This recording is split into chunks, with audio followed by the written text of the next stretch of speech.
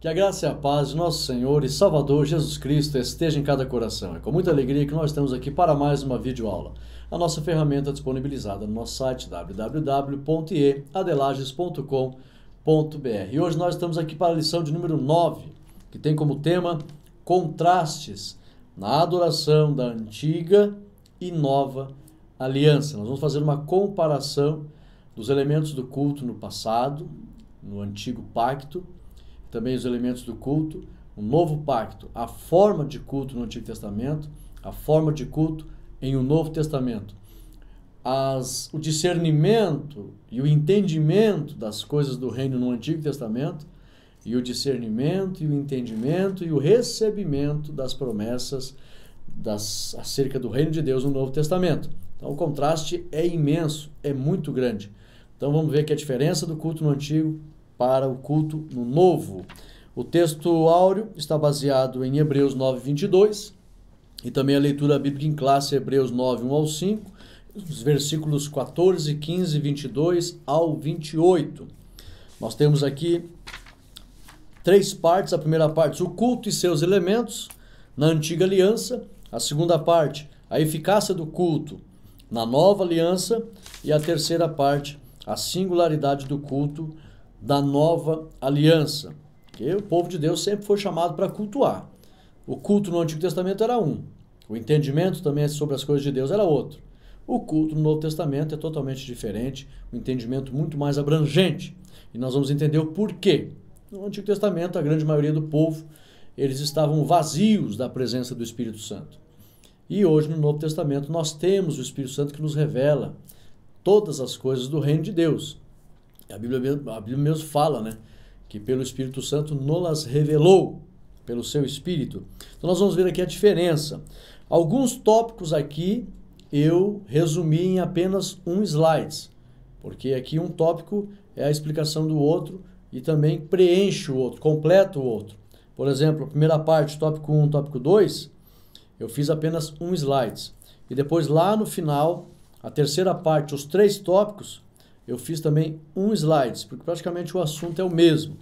Então depois você já baixa os slides e você vai poder conferir. Nós temos aqui, primeiro tópico, o culto e seus utensílios. E o segundo tópico, isso da primeira parte, né? A primeira parte é o culto e seus elementos na antiga aliança. Primeiro tópico, o culto e seus utensílios. Segundo tópico, o culto, seus oficiantes e liturgia. Subsídio teológico, olha que interessante. O que Deus desejava mostrar é que os homens, todos os dias, deveriam estar diante dele, diante de Deus. No mundo antigo, quando Deus mandou fazer o tabernáculo tinha duas partes, o lugar santo e o santo dos santos.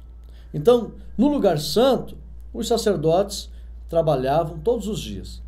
No santo dos santos, o sacerdote entrava uma vez por ano no santo dos santos. Toda esse ritualismo de trabalho religioso no lugar santo e uma vez no santo dos santos era, na verdade, uma mensagem indicando as verdades do reino em relação principalmente ao futuro. Mas preste atenção, preste bem atenção aqui. Você vai ler o tópico da lição e lendo o slide você vai entender. O que Deus desejava mostrar é que os homens todos os dias deveriam estar diante de Deus. Isso é demonstrado no fato de os sacerdotes entrarem todos os dias no lugar santo. Quando eles estavam no lugar santo, Deus estava tentando passar. Eu quero que os homens todos os dias estejam me buscando, estejam me procurando. Essa era a vontade de Deus. Agora, além disso, Deus tentava mostrar também que tinha o desejo de fazer com que os homens habitassem no céu com ele. Dessa forma, Deus ordenou que um homem santo, uma vez por ano, entrasse no Santo dos Santos. O Santo dos Santos simbolizava o céu. Como os homens não eram dignos do céu, Deus, de maneira restrita, indicava que um dia os homens habitariam com ele nos céus.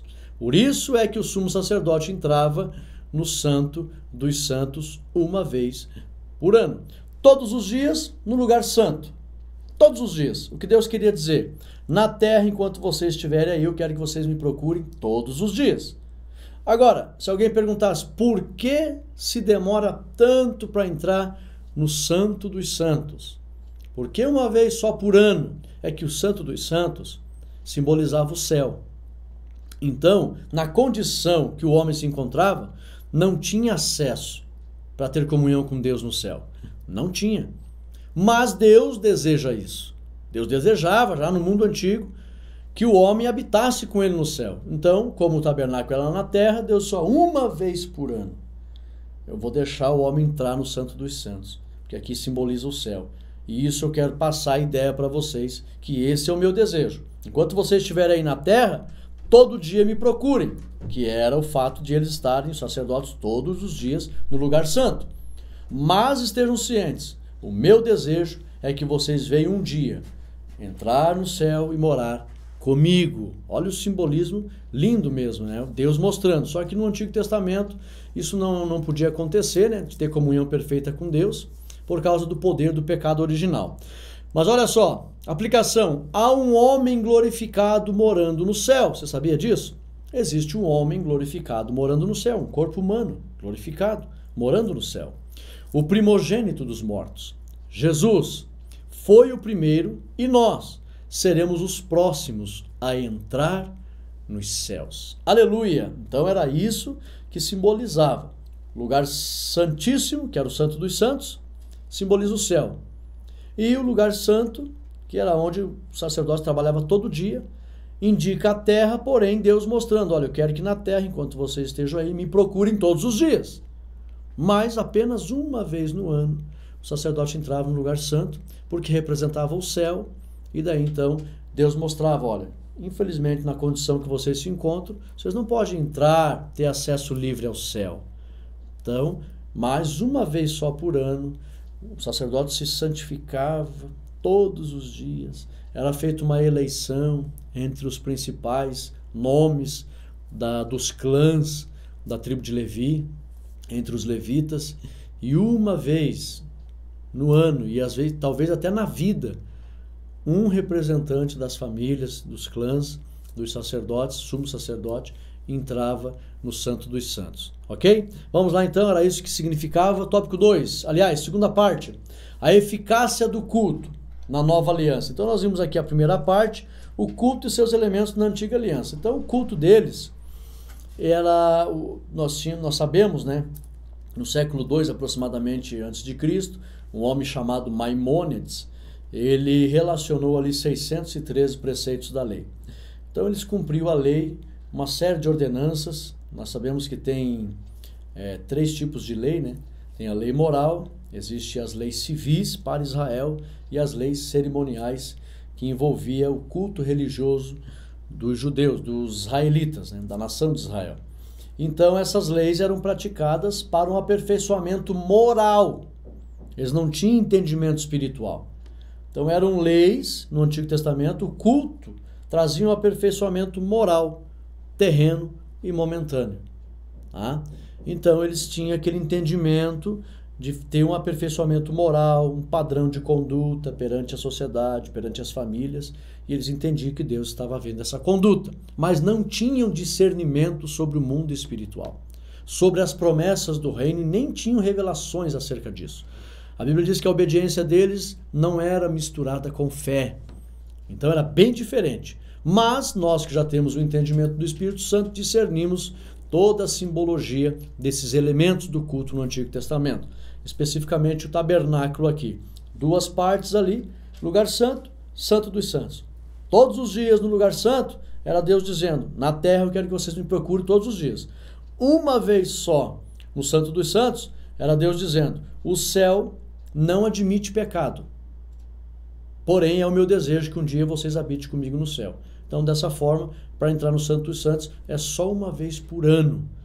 Eu quero que vocês entendam isso. Precisa ser santo para estar na minha presença. Vamos lá? Segunda parte, a eficácia do culto na nova aliança. Primeiro tópico, uma redenção eterna. Subsídio teológico. Uma das maiores provas da comunhão que Cristo proporcionou entre Deus e os homens foi o véu do templo ter se rasgado de alto a baixo, conforme Marcos 15:38. Os homens no Antigo Testamento ainda estavam separados de Deus pela parede de divisão, pelo pecado original, conforme Isaías 59:2. Então, os vossos pecados fazem divisão entre vós e mim. Por isso é que havia uma cortina que separava o Santo dos Santos do lugar santo. Há quem diga que essa cortina era espessa, era grossa. O Santo dos Santos simbolizava o céu e o lugar santo representava a terra. Entre os dois lugares estava a cortina. Todos os sacrifícios do antigo pacto não permitia o livre acesso dos homens ao Santo dos Santos. Isso fala da ineficácia desses sacrifícios. Então, olha que eles faziam sacrifício todos os dias, mas esse sacrifício não permitia o acesso das pessoas, dos sacerdotes, do povo ao Santo dos Santos. Não permitia. Todos os dias sacrificando e eles não tinham acesso no Santo dos Santos. Era difícil, né? Somente com Cristo Jesus é que o véu se rasgou e hoje temos livre acesso ao trono da graça de Deus, conforme Efésios 3:12 e Hebreus 4:16. A Bíblia diz que o véu se rasgou de alto a baixo. Isso aqui tem uma mensagem, tem um significado. Por que de alto a baixo? Porque não foi o homem que conseguiu acesso a Deus, foi Deus que liberou o acesso para com ele. Por isso que o véu se rasgou de alto a baixo. Foi Deus que operou esse acesso para com os homens. Nenhum mérito o homem recebe nisso. Nenhum mérito. Agora, Deus tem todo o mérito. Deus abriu, por Jesus Cristo, claro, a porta de reconciliação. Do alto ele rasgou o véu e isso representa o livre acesso. Então, notem que Jesus, na nova aliança, a eficácia do culto na nova aliança, uma redenção eterna. O Senhor Jesus promoveu o livre acesso, né? Como canta aí o nosso irmão Samuel Mariano, eu li que o véu do templo se rasgou. Eu li que agora eu posso adorar. Então nós temos esse acesso. Dá para você ver a diferença do culto no Antigo Testamento e o culto no Novo Testamento. Quando Jesus morreu, o véu se rasgou de alto a baixo. E aí Deus estava transmitindo uma mensagem para a humanidade. Agora, pela fé, por meio do sacrifício de Jesus e a habitação do Espírito Santo, que será enviado à terra, o homem terá livre acesso ao Santo dos Santos todos os dias. Aleluia! Isso é muito maravilhoso. Aplicação: somente Jesus pôde unir as duas dimensões entre os céus e a terra. Jesus uniu o lugar santo, representando a terra, e o Santo dos Santos, representando o céu.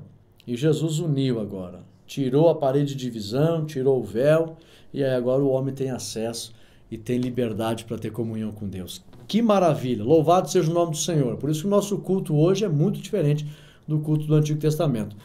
Tópico 2. Uma consciência limpa. Subsídio teológico. Olha só a diferença. No mundo antigo, as pessoas eram, em sua maioria, completamente terrenas e seculares. O que é isso? Me perdoe a expressão, as pessoas do mundo antigo, no que diz respeito às coisas do reino de Deus, eram semelhantes ao porco. Por quê? O porco é o único animal que não tem articulação no seu pescoço, ele não consegue olhar para cima. Ele vive com o focinho para baixo. As pessoas no mundo antigo, eles eram seculares, terrenos. Eles só pensavam em ter uma vida honesta, digna e ter uma vida, moralmente falando, boa, justa, para um viver social digno. A intenção deles era viver bem na terra. Eles entendiam que isso agradava a Deus, mas eles não pensavam em ter comunhão com Deus, em ter discernimento do reino de Deus, nem sabiam que existia o reino de Deus, nem sabiam o que acontecia depois da morte. Para você ter uma ideia, as pessoas, para os irmãos terem uma ideia, as pessoas, para entender sobre ressurreição, Foi preciso Daniel, aproximadamente 500 anos antes de Cristo, isso significa que eles ficaram aí 2.500 anos sem saber o que acontecia depois da morte. Foi Daniel o primeiro no mundo antigo a falar que haveria ressurreição dos mortos. Então eles tinham, as pessoas do mundo antigo, uma ignorância total sobre o mundo e o reino, o mundo espiritual e o reino de Deus. Aí vejam bem, eles eram terrenos e seculares, não pensavam no céu. Pouquíssimas pessoas, foi o caso de Abraão, aqueles que Deus ia chamando, que Deus se apresentava. Não pensavam no céu e nas coisas que são de cima, que o Senhor Jesus diz, pensai nas coisas que são de cima. Isso fazia com que a maioria das pessoas não tivessem também consciência do pecado e seus efeitos. As pessoas, por não saber do juízo final, das sentenças do futuro, João Batista chegou ali e já começou a jogar no rosto deles. Quem vos ensinou a fugir da ira vindoura? Então, por não ter conhecimento do reino de Deus, não pensar no céu, também não tinham consciência do pecado e os efeitos do pecado. Isso foi um grande problema. Então, eles tinham um problema interno gigante. As pessoas não tinham consciência. Para estas pessoas, os sacrifícios traziam apenas um livramento terreno e momentâneo. E isso contribuía para que elas continuassem pecando e não sentindo temor diante de Deus. Uma coisa puxa a outra. Não tinha entendimento do mundo espiritual, do reino de Deus, automaticamente não tinha por que se preocupar com consequências de pecado. Nem sabia o que ia acontecer no futuro. Então eles não tinham temor. Então a consciência não acusava.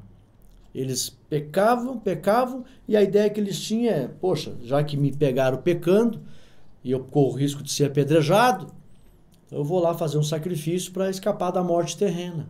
A ideia era essa. Então, olha só, esse legalismo religioso impedia a vinda e a presença do Espírito Santo. Aí já gera uma consequência mundial. A humanidade, dessa forma, impedia a vinda do Espírito Santo para habitar com os homens na terra. Impedia a vinda do Espírito Santo nos corações dos homens, a fim de que estes temessem a Deus e sentissem prazer em agradá-lo. Então uma coisa puxa a outra. O legalismo religioso fazia com que eles não tivessem temor a Deus, continuavam sempre pecando, não tinham consciência do pecado, nem dos seus efeitos, e aí viviam no pecado. O Espírito Santo não podia vir habitar com o homem. Uma coisa puxa a outra, terrível. Quando Cristo justificou a carne e o Espírito Santo pôde vir habitar com os homens e nos homens, aí estes tiveram consciência do pecado e hoje sentem alegria em obedecer a Deus. Aleluia! Por isso uma consciência limpa.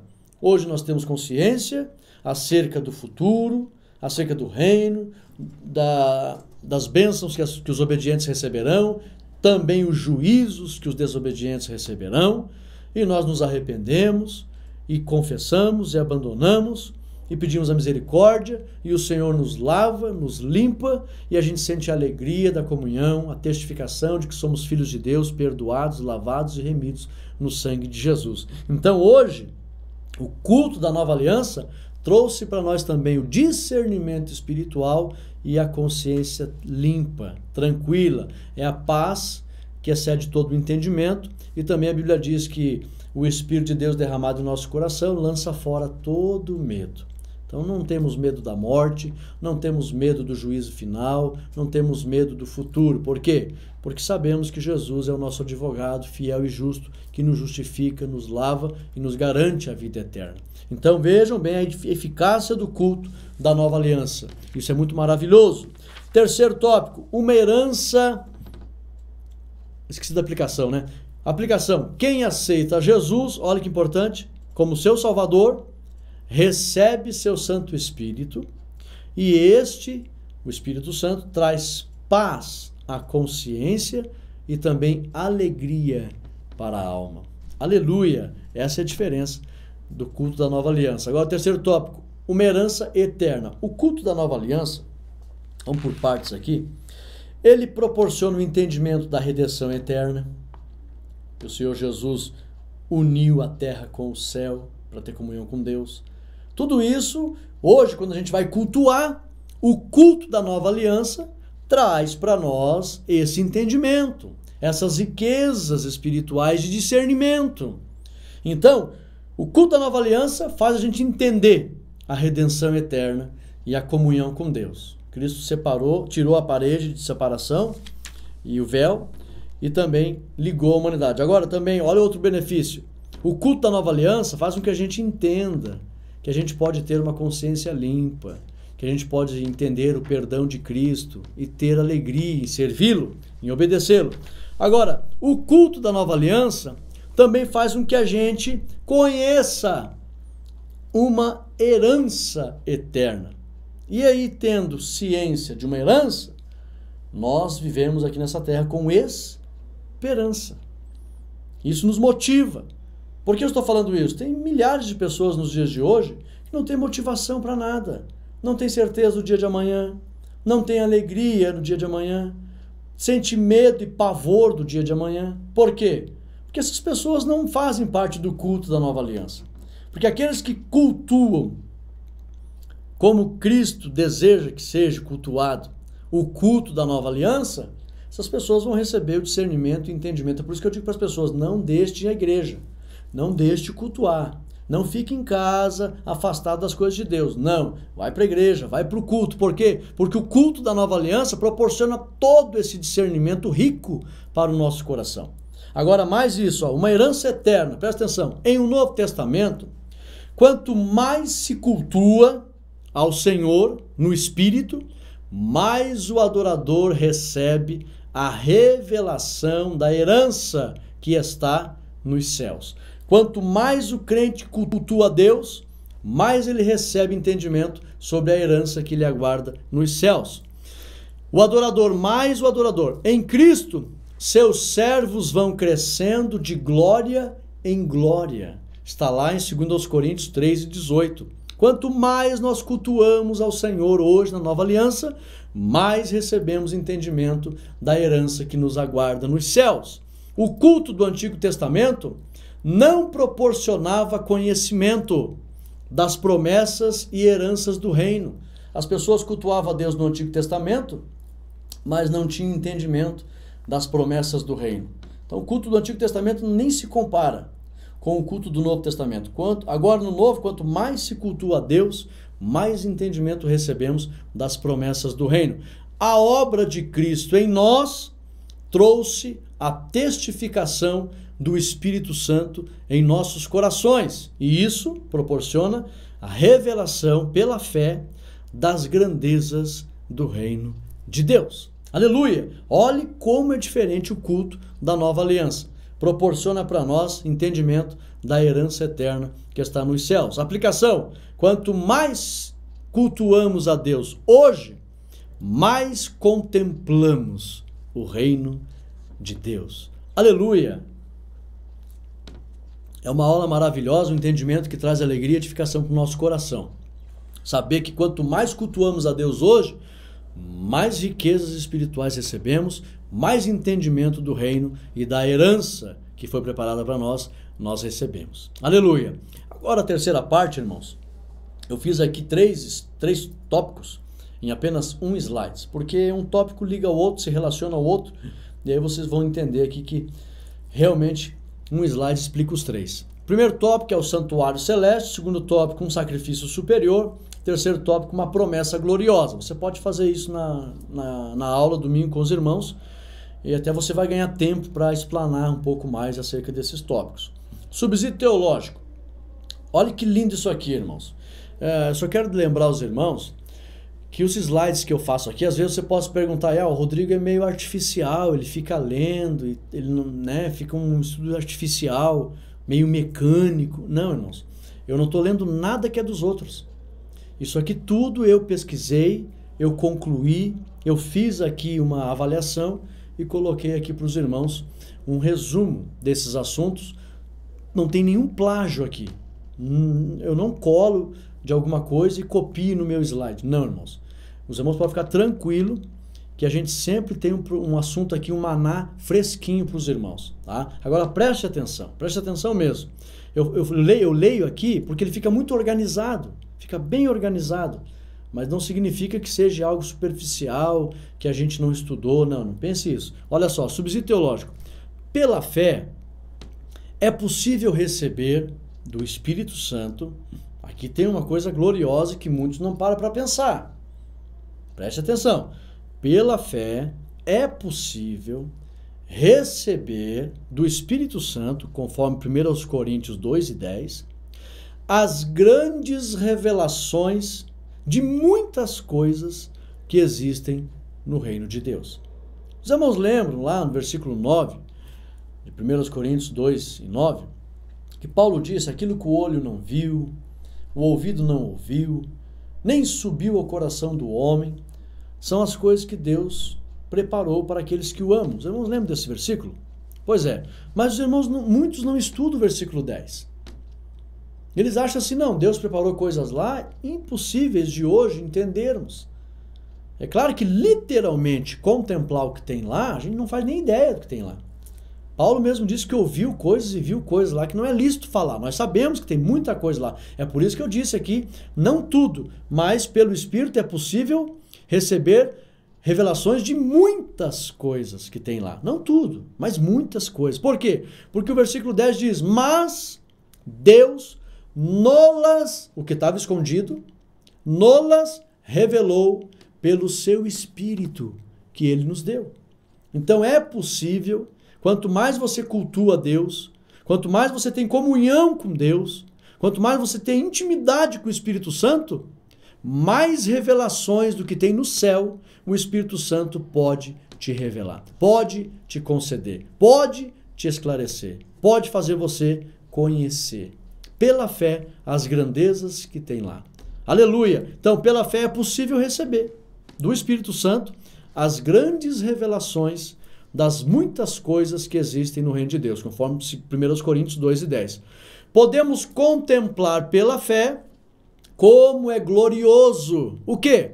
O santuário celeste. Irmãos, quando nós estamos na igreja, nos cultos, a gente pode, pela fé, entrar no culto celestial, lá no santuário de Deus. Pela fé, a gente pode fazer um culto lá no santuário celeste.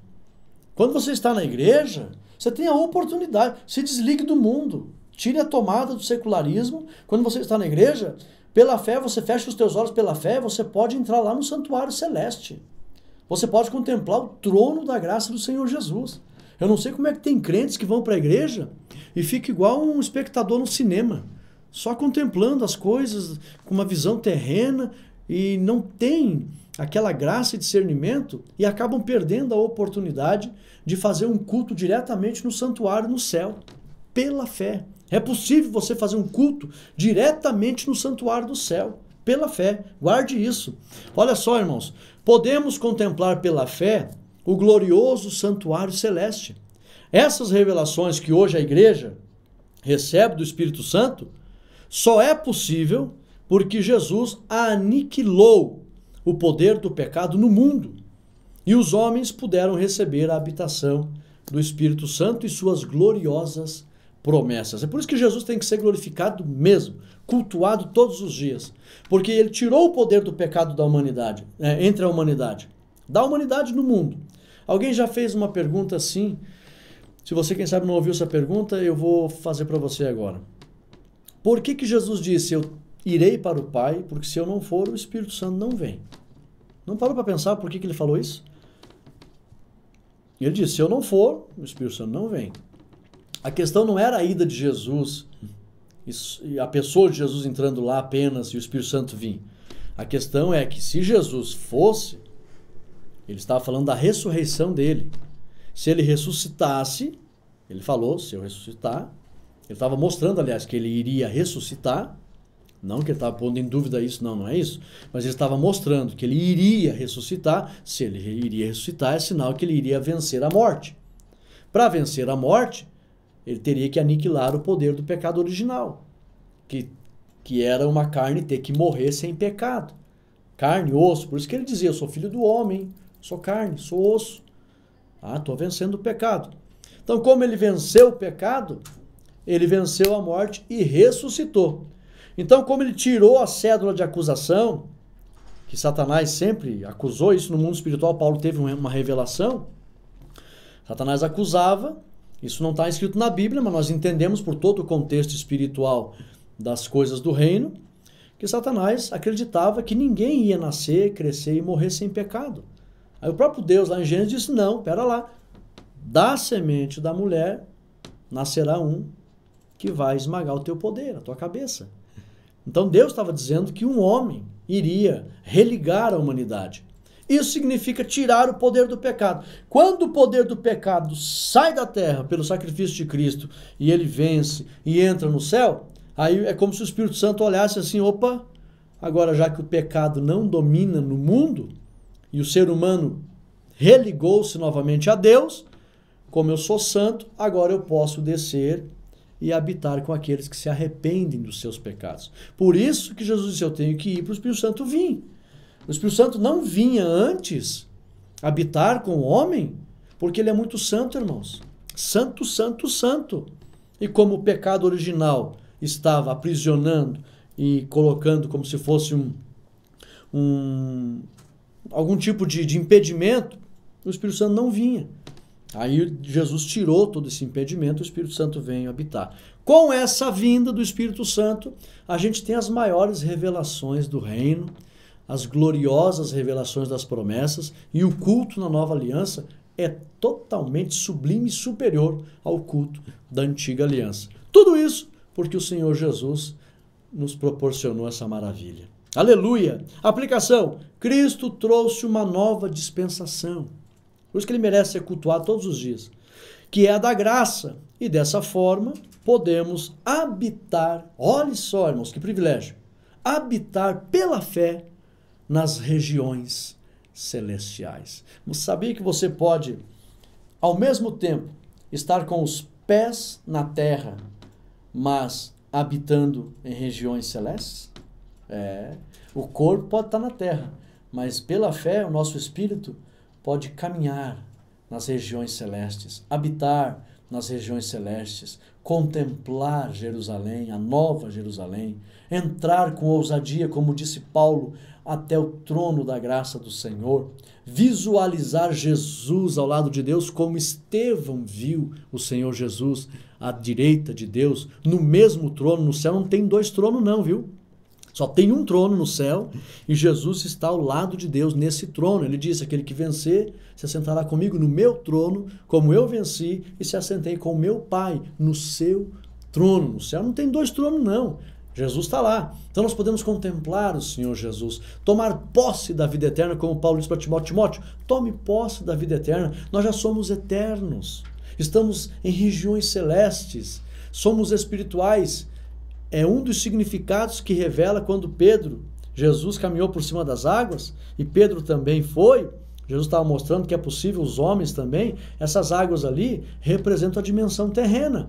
Nós estamos agora acima da dimensão terrena, caminhando por cima das águas. No Antigo Testamento, como o povo não tinha fé, foi necessário Deus abrir o Mar Vermelho mesmo e eles caminhar por baixo das águas. Isso fala da dimensão espiritual do povo no Antigo Testamento.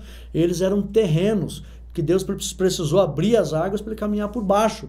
Agora, na dispensação da graça, nós estamos assentados em regiões celestes. Aí, espiritualmente, a gente caminha por cima das águas, tá? Sobre a dimensão terrena, e somos muito mais espirituais do que qualquer dispensação do passado que passou. Foi redundante agora, né? Mas, meus irmãos, Jesus é digno de ser adorado por todos esses benefícios que ele nos proporcionou. Eu gostaria que os irmãos aprendessem que o culto agora da nova aliança, ele pode ser de uma profundidade maravilhosa, de experiências com Deus e o seu reino. Não perca a oportunidade de ir para a igreja e adentrar no santuário celeste e contemplar a glória de Deus pela fé.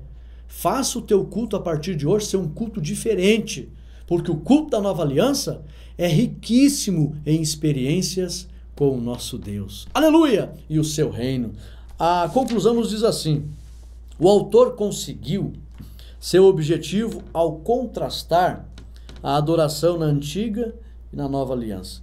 A adoração antiga era terrena, imperfeita, transitória, incompleta, Por outro lado, a adoração, no novo pacto, se firma em princípios celestiais.